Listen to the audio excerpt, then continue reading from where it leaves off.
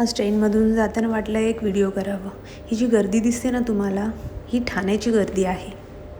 तुम्ही बघू शकता किती जास्ती रश असतं ठाण्याला.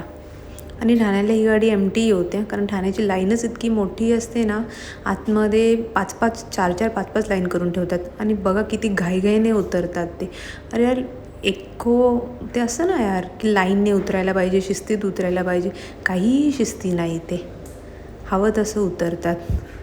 आणि हा जो दिसतो ना तुम्हाला, म्हणजे टप्प्याटप्प्याला ग्रुप करून उभे आहेत.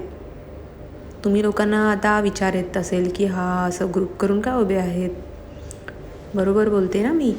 तर हा ग्रुप आहे आपल्या डब्याच्या समोर, डोअरसमोर आधीपासूनच ते लोक प्रिपेअर असतात.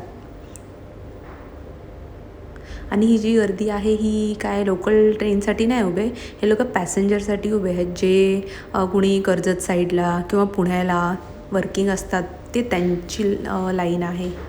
ते लोक तिकडून पॅसेंजर वगैरे, तर मग ते तिकडून घेतात गाडी. Thank you, bye bye.